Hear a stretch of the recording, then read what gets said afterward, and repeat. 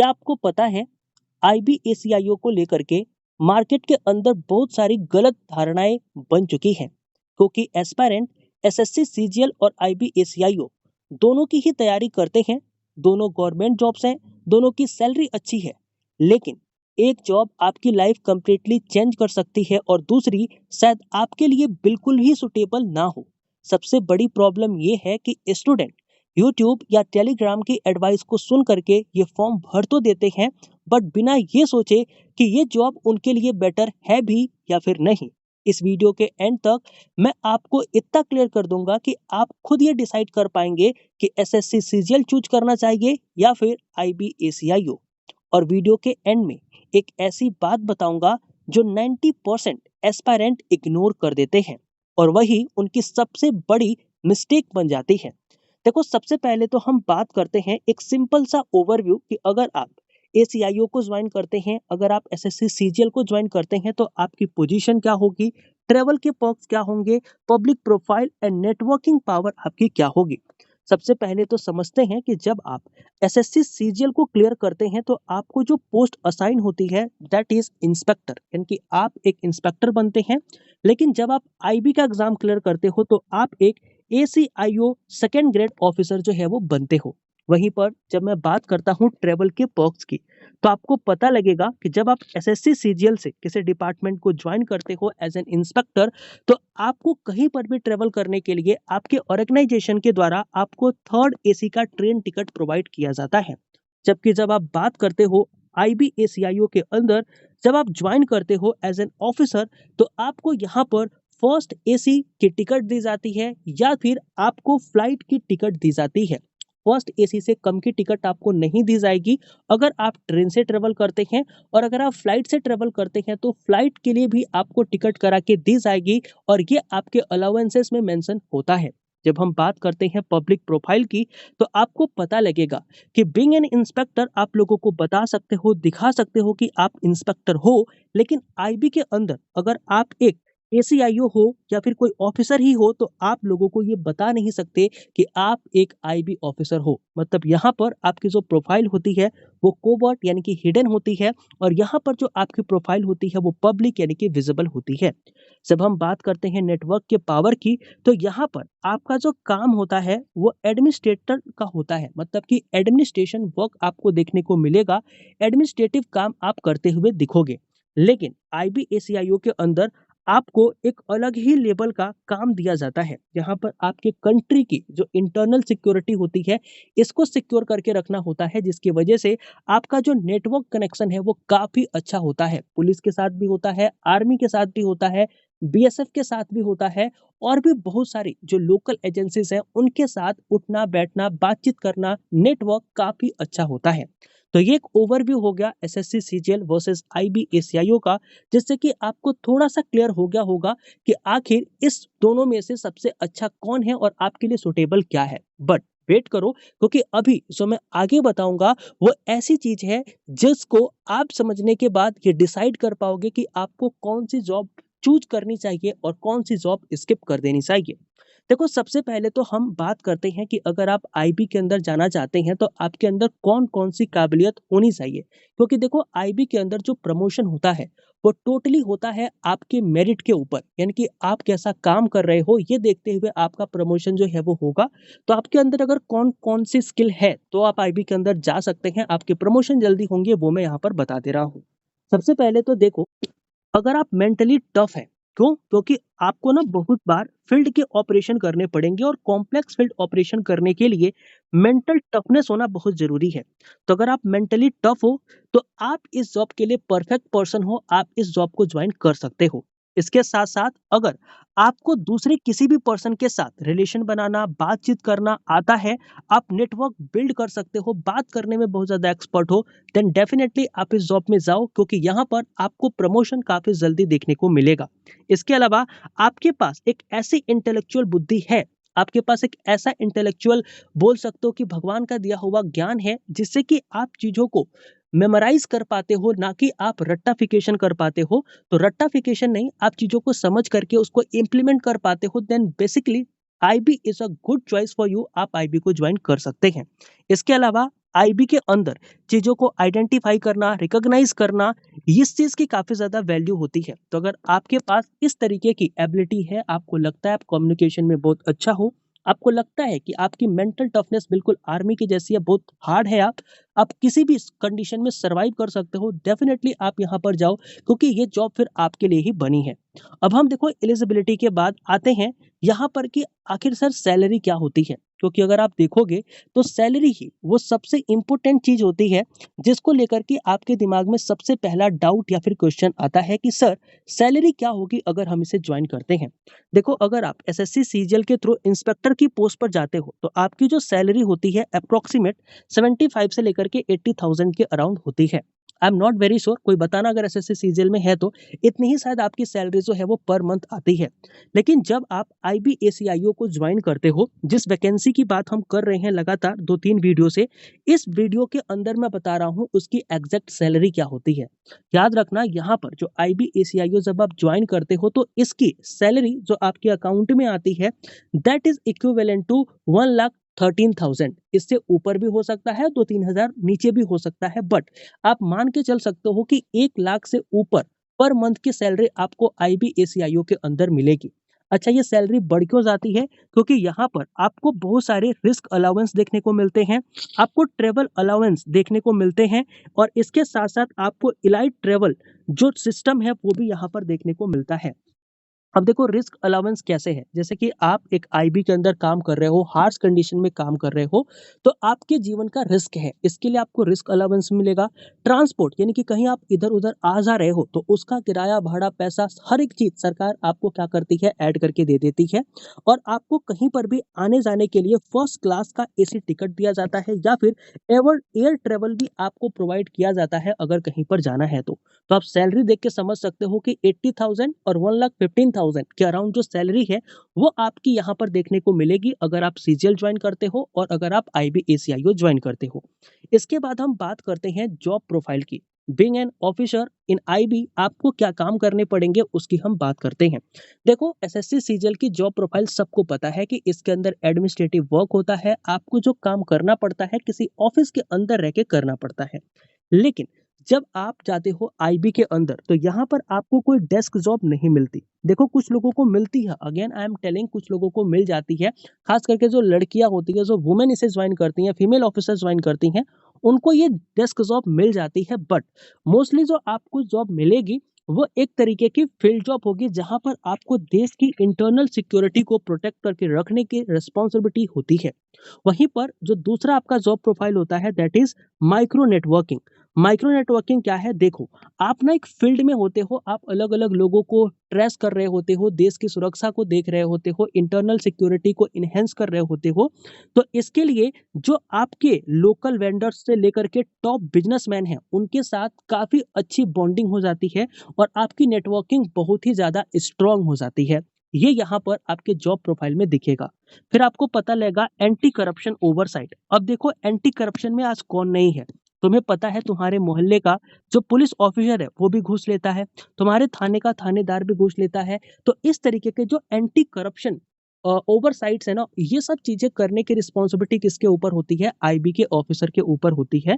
तो ऐसे पावरफुल शख्सियत को पहचानना, चाहे वो पॉलिटिशियन हो जाए, चाहे वो जजेस हो जाए, हर एक पर्सन को ऊपर अच्छे से ट्रैक रिकॉर्ड करना, उनको ट्रेस करना, इन सब की रिस्पॉन्सिबिलिटी किसकी होती है? आईबी की होती है। तो आप सोच सकते हो कि आप एक पॉलिटिशियन को ट्रेस कर रहे हो और आपको पता है कि ये पॉलिटिशियन भ्रष्ट है, करप्ट है, तो वो आपके पैरों में आ जाएगा। मतलब कहने का मतलब ये है कि उसको पता है कि अगर वो पकड़ा गया तो उसकी सारी चीजें बाहर आएगी। तो आपके पास यहाँ पर पावर होती है, बट वो शो ऑफ करने के लिए नहीं होती है, एक्चुअली में उसे आप यूज कर सकते हो, इसलिए पावर आपको दी गई होती है। फिर यहाँ पर मैं बताता हूँ इलाइट प्रॉक्सिमिटी की। इलाइट प्रॉक्सिमिटी का मतलब ये है कि आपको नेशनल सिक्योरिटी का इंपोर्टेंट पिलर माना जाता है। आपके ही इंफॉर्मेशन इनपुट के ऊपर इस देश की आंतरिक सुरक्षा डिपेंड करती है, तो आप इतने बड़े पोस्ट पे यहाँ पे काम कर रहे होते हो। ये आपकी जॉब प्रोफाइल हो जाती है जब आप आईबी को ज्वाइन करते हो। आपको मोस्टली डेस्क जॉब नहीं मिलेगा, ये आप दिमाग में डाल लो। आपको फील्ड जॉब करनी ही पड़ेगी और फील्ड जॉब करके ही आप आगे बढ़ोगे, और उसके लिए जो मैंने क्वालिटीज ऊपर बताई हैं ये बहुत जरूरी है ताकि आपका प्रमोशन टाइम टू टाइम होता रहे और काफी अच्छे पद पे आप जा सको। अब हम बात करते हैं यहाँ पर कि जो प्रमोशन होते हैं वो आखिर होते कैसे हैं, इस चीज़ को समझो। देखो कुछ लोगों को लगता है कि जो प्रमोशन होता है ना वो ब्यूरोक्रेसी की वजह से होता है, लाइक अगर आपके कनेक्शन ऊपर अच्छे हैं तो प्रमोशन हो जाएगा, ऐसा इसमें नहीं है। क्योंकि एक बहुत ही हाई प्रोफाइल जॉब होती है और ये देश के आंतरिक सुरक्षा यानी कि इंटरनल सिक्योरिटी से जुड़ी हुई होती है। तो यहाँ पर जो प्रमोशन आपकी होती है ना, वो मेरिट बेस पे होती है। अगर आप मेरिट में अच्छा हो, आपके सारे रिक्वायरमेंट आपने फिल करे हैं, जो कि प्रमोशन के लिए एलिजिबिलिटी आपकी निर्धारित करती है, देन डेफिनेटली आपको प्रमोट किया जाएगा। लेकिन जब आप एसएससी सीजीएल वगैरह के अंदर जाओगे, तो यहाँ पर जो प्रमोशन होता है वो बहुत ही स्टैग्नेंट होता है। मतलब एक ही पोस्ट पे आपको कुछ सालों तक काम करना पड़ता है, तब जाकर के आप कहीं प्रमोट होते हो। यहाँ पर ब्यूरोक्रेसी जो होती है ना वो कहीं न कहीं आ जाती है, ब्यूरोक्रेटिक प्रोसेस यहाँ पर आ जाता है, लेकिन ऐसा कुछ प्रोसेस आपको आईबी के अंदर देखने को नहीं मिलेगा। तो अगर आप अच्छे हैं, देन डेफिनिटली आपका जो प्रमोशन है वो ऊपर हो जाएगा। अब हम बात करते हैं कि वर्क लाइफ कैसा रहेगा सर? वर्क क्या हमारा लाइफ के साथ बैलेंस हो पाएगा? इस चीज़ की बात करते हैं। देखो यहाँ पर मैं अगेन आपसे कह रहा हूँ कि जो आईबी एसीआईओ की जॉब है ना, ये अनप्रेडिक्टेबल नेचर की जॉब है। यहाँ पर आपको कभी-कभी 1 घंटा भी काम करना पड़ेगा और कभी-कभी आपको 20 आवर्स भी काम करने पड़ेंगे। हो सकता है कि किसी दिन आपको बिल्कुल ही काम ना दिया जाए और किसी दिन हो सकता है कि आप 12-13 दिन से लगातार काम ही कर रहे हो, सोने को भी नहीं मिल रहा अच्छे से। तो इस तरीके के काम आपको दिए जा सकते हैं। किसी मिशन के ऊपर अगर आपको डिप्लॉय कर दिया जाता है, then you have to work there. आप वहाँ से पीछे नहीं हट सकते। यहाँ पर आपको कोई भी चीज़ आप देखोगे ना, तो ऐसा नहीं है कि आप निग्लेक्ट कर सकते हो, क्योंकि अगर आप निग्लेक्ट करते हो इससे जो देश की इंटरनल सिक्योरिटी है उसको कहीं ना कहीं खतरा हो सकता है, सिक्योरिटी थ्रेट हो सकता है। तो जीरो टॉलरेंट रिकॉग्नाइजेशन के साथ साथ आपको मिशन के ऊपर काम करना पड़ सकता है 1 से लेकर के 20 घंटों तक। लेकिन इस चीज के बदले जो आपको आईबीएसईआईओ और गवर्नमेंट क्या प्रोवाइड करती है उस चीज के बारे में जरा समझते हैं। देखो अभी हमने पढ़ा ना, हमने जाना किसके बारे में, हमने जाना वर्क के बारे में। अब हम जानते हैं कि हमारी लाइफ के बारे में क्या आईबी हमारे लिए करती है। देखो आईबी ना आपके फैमिली को एक इलाइट लेवल की क्या करती है, सिक्योरिटी प्रोवाइड करती है। आपके जितने भी बच्चे होंगे अप टू 2, जितने भी बच्चे होंगे का मतलब 3-4 बच्चे नहीं, 2 बच्चों तक की जो आईबी है, वो फ्री में क्या कराती है, एजुकेशन कराती है। वो जहाँ तक पढ़ना चाहें, वहाँ तक की एजुकेशन आपके 2 बच्चों की बिल्कुल फ्री ऑफ कॉस्ट होती है, कोई रुपया नहीं लगता है। इसके द्वारा ध्यान रखना, जो मेडिकल कवरेज होता है, वो भी बिल्कुल फ्री होता है, एंटायर फैमिली का, सिर्फ आपका, आपकी वाइफ का, आपके बच्चों का नहीं, आपकी फैमिली लाइक आपके मदर, फादर जो हैं, उनका भी क्या होगा यहाँ पर कंप्लीट मेडिकल कवरेज देखने को मिलता है।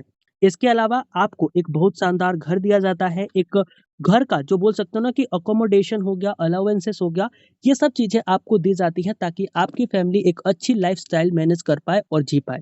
तो आपका जो काम है वो तो आपने देख लिया कि काम आपको करना क्या है। कभी आपकी ड्यूटी 20 आवर्स की भी लग सकती है, कभी 1 आवर की भी हो सकती है।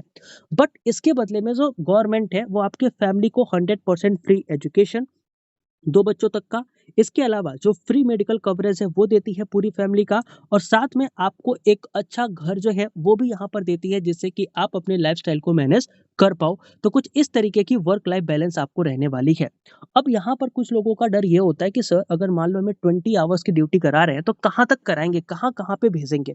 इसके बारे में भी कई लोगों का भ्रम है जो मैं दूर कर देता हूँ। देखो, सबसे पहले तो जो कॉन्स्टिट्यूशनल गारंटी है ना वो कहती है कि अगर आप किसी आईबी के अंदर किसी पर्सन को हायर करते हो तो मैक्सिमम 1 से 2 पोस्टिंग ही उसके पूरे के पूरे करियर के अंदर दे सकते हो, जो कि बॉर्डर के ऊपर हो। यानी कि बॉर्डर वाले एरिया में पूरे के पूरे आपका जो करियर होगा ना, उस करियर का 1 से 2 ही पोस्टिंग क्या होगी, आपको बॉर्डर वाले एरिया में मिलेगी। अब याद ये रखना कि जनरली जब आप जॉइन करते हो ना, तो आपको 2-3 साल के बाद ही बॉर्डर पे भेज दिया जाता है, और जैसे आपकी थोड़ी एज ज़्यादा होती है तो आपको बॉर्डर से बुला लिया जाता है। मतलब कि 1-2 पोस्टिंग जो होती है वो बहुत अर्ली एजेस में होती है। शायद उस समय तक आपकी शादी भी नहीं हुई होगी। तो कोई प्रॉब्लम होगी भी नहीं आपको। जैसे आपकी शादी-वादी होगी एक अच्छे उम्र में जब आप पहुँचोगे, देन आपको बॉर्डर की पोस्टिंग नहीं मिलेगी। मेरा कहने का मतलब ये है, अगर आप समझ पाए होगे तो।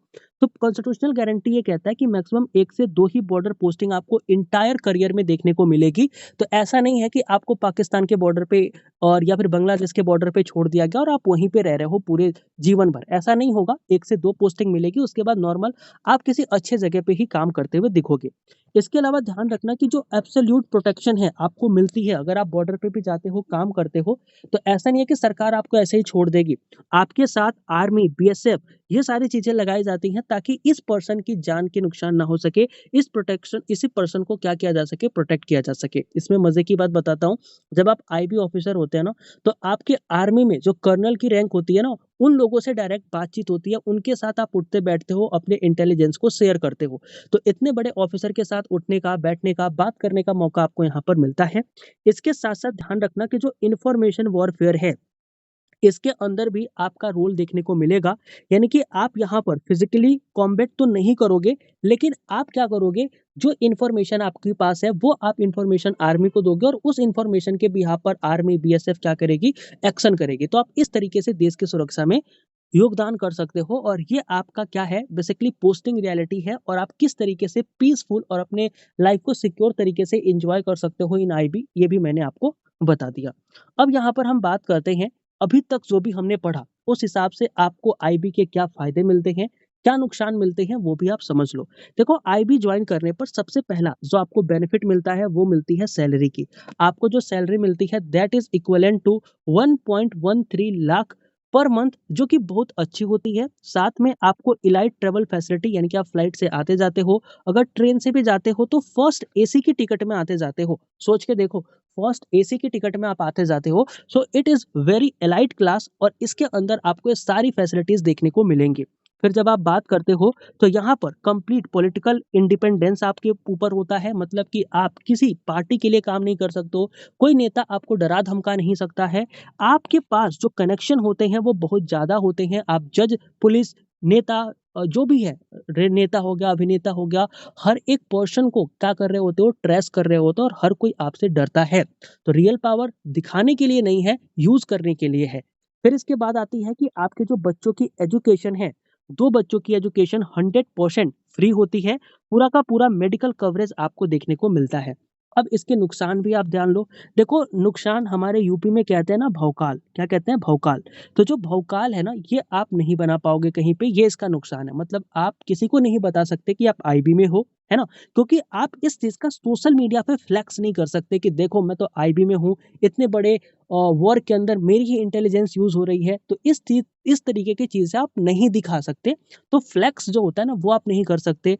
भौकाल जिसे यूपी में बोला जाता है, इस चीज के लिए आप बोल सकते हो कि ये जॉब नहीं है, आप भौकाली हो तो इस जॉब से दूर रहो, आप नहीं कर सकते, आप छोड़ दोगे 1-2 साल के बाद। फिर आती है वर्क आवर।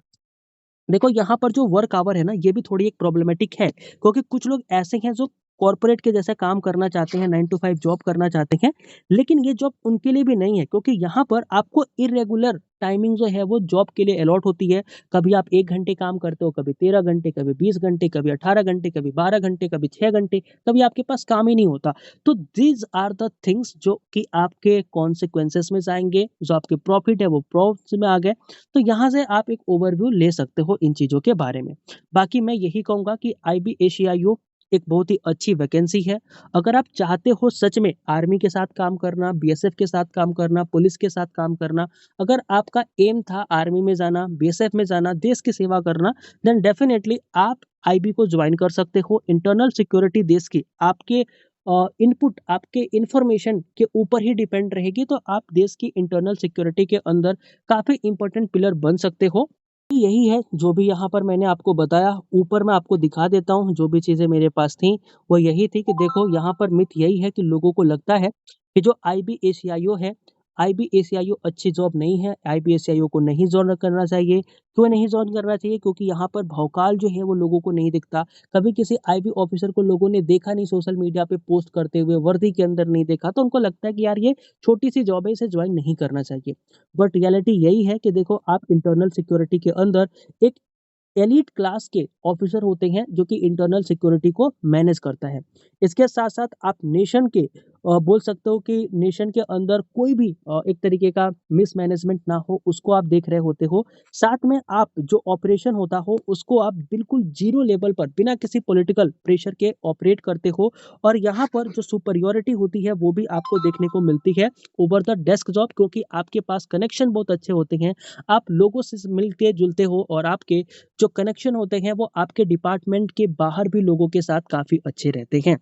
तो ये था पूरा का पूरा डिटेल जो कि मैंने आपको बताया कि एसएससी या फिर आईबीएसईआईओ, आप इनमें से कौन से ग्रुप को ज्वाइन करना चाहेंगे और कौन सी पोस्ट को ज्वाइन करना चाहेंगे। अब मेरा सवाल आपसे ये है कि अगर वीडियो आपने यहाँ तक देखी है तो आप एक बार मुझे बताना कि आपकी प्रेफरेंस क्या है। अगर आपका सिलेक्शन एसएससी सीजीएल में हो जाता है, आईबीएसईआईओ में हो जाता है, तो फिर आप कौन सी जॉब को प्रेफर करोगे ज्वाइन करना, आप कौन सी जॉब को चूज करोगे। मिलते हैं नेक्स्ट वीडियो में किसी नए टॉपिक के साथ, तब तक के लिए सभी को जय हिंद एंड थैंक यू।